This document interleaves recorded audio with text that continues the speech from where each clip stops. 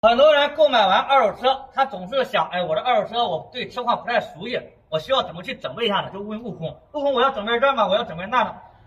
其实对于这点呢，悟空可以很明确的告诉大家，如果你买二手车车况很好的话，其实检查几个部位，观察一下油水，没啥太大问题，你就开就可以了，不必要把一个二手车整备的就跟新车一样，没那必要。你去修理厂整备这整备那花了不少钱，很冤枉。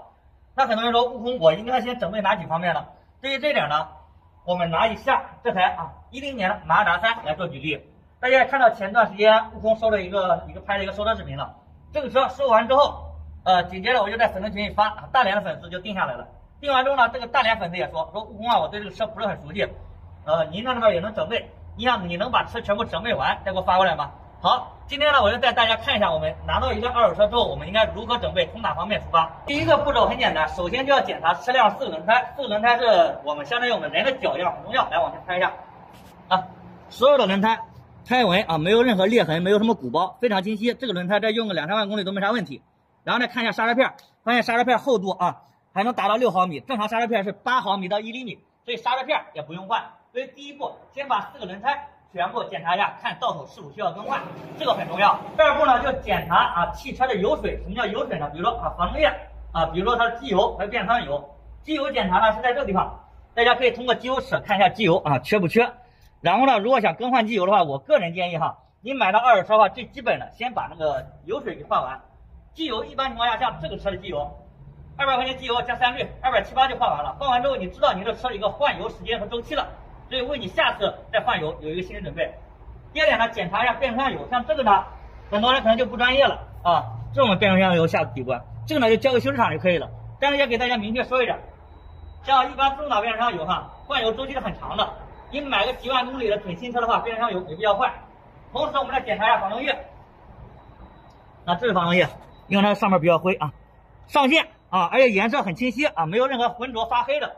那这一检查之后发现机油油水没啥必要了那就不需要换。如果感觉机油缺少了或者机油发黑了那换个机油也没多少贵的钱。第三步，当你换完机油之后，还需要检查一下什么？这个地方呢就需要工作人员来进行检测了。没有灯光这边有发电机皮带还有张紧轮一个皮带。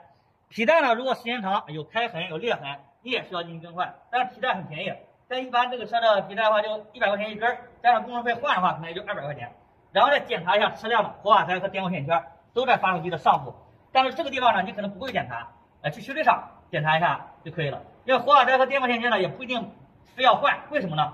因为这个车如果活卡台和电光线圈如果出现问题的话，你会发现打火异常，发动机有轻微抖动，或者说因为电光线圈工作不良，它会导致什么缸内缺火，车身抖动。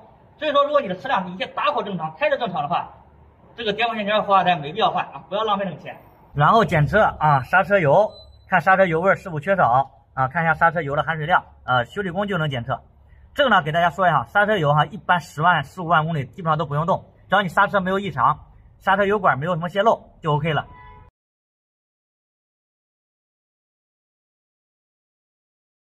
检查完机油、油水皮带、张紧轮、活卡台、电光线圈基本上没啥太大问题的时候，这个时候你就要开一辆车，看它的底盘有没有什么异响，如果有异响的话，换一下底盘件就可以了。试驾的过程中，底盘只要有任何异响的，我们全部检查，然后发现油嘴壳发动机、变速箱均没有漏油，只有正常的一个烟油。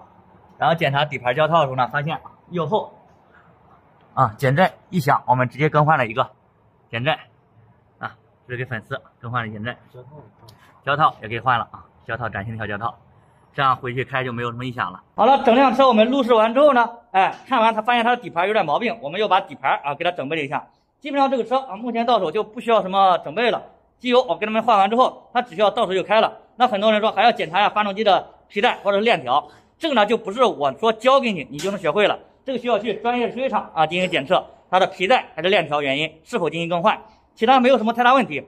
下一步呢，我们就将这个车T档发送到大连，然后发送板车，然后粉丝接到车使用就可以了。所以说大家明确的给大家说一下，二手车整备没有你想象这么难真的不要花那乱七八糟的钱这换那修那整，没那必要，车辆正常开着没啥毛病就可以了。好了，下一步给粉丝发板车去。沈阳悟空车行的马自达已经送到东北物流轿车托运中心，即将发往大连。